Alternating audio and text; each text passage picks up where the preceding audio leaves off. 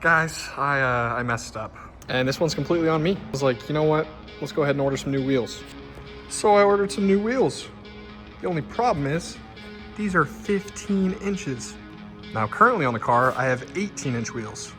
So then naturally, I go, okay, I'm gonna need a bigger tire. So I got a bigger tire. But we overlooked one thing.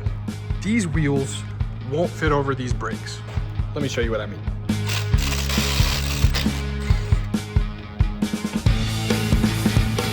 Now this just isn't gonna work out, which is where Aerospace Components comes in. Aerospace Components makes a small brake kit for a bunch of different cars and will allow us to run these 15s.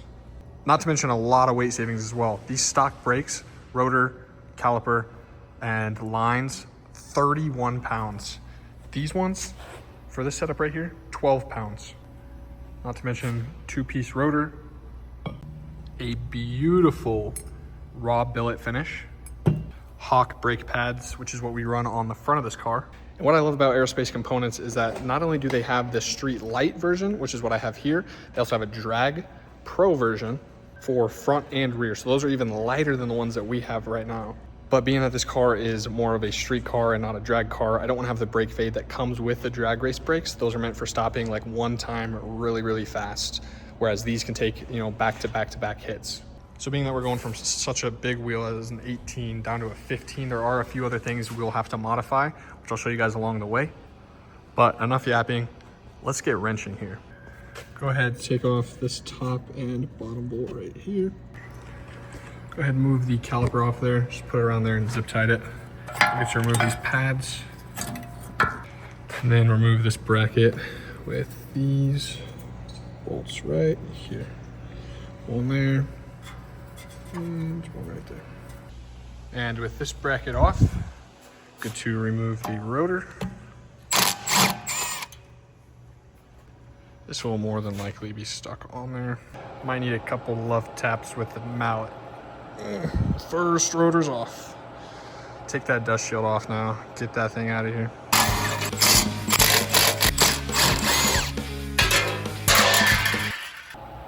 Next up, they recommend cleaning the inside of the threads as well as the bolts with acetone. I have lacquer thinner, it works just as good. Make sure to glove up on that.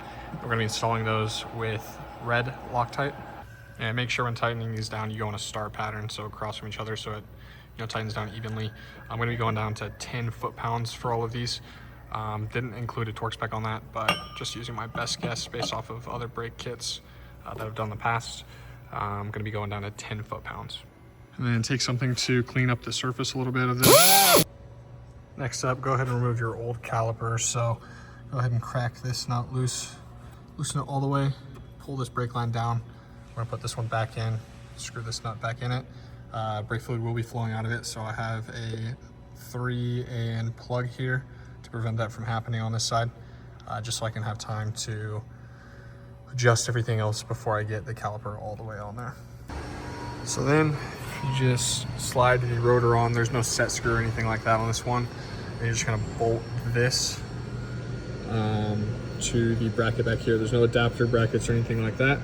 I haven't got this one really started, but this one's tight on there. Go ahead and tighten that one down as well. You will be using red Loctite on those as well. Make sure that this bleeder nipple is up top.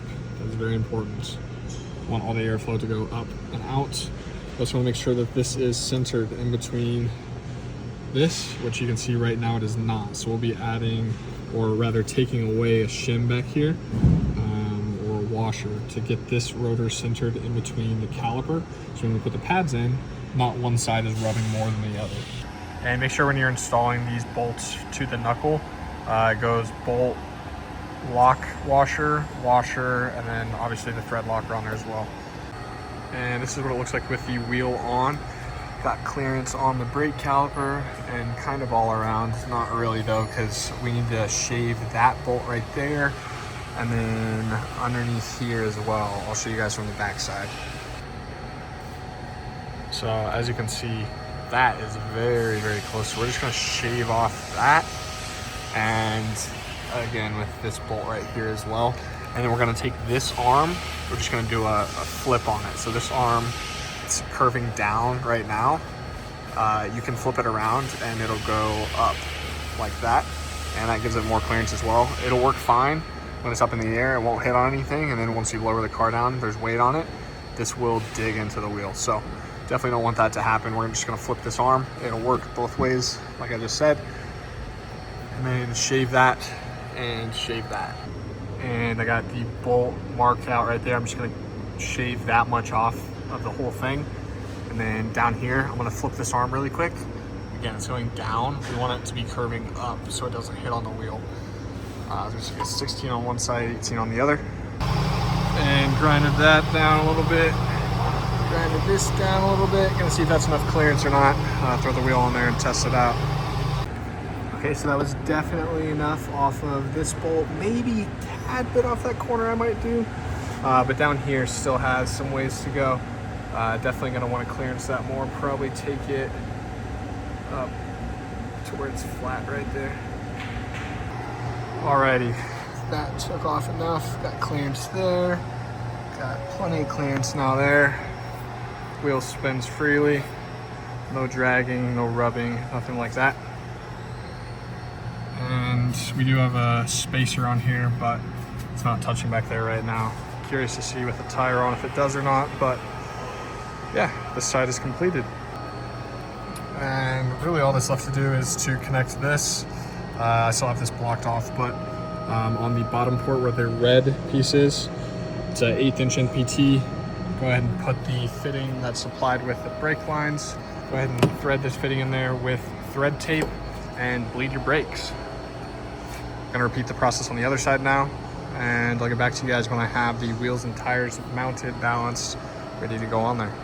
And I also just wanted you guys to see the weight savings that we're doing here. So let's turn on the scale.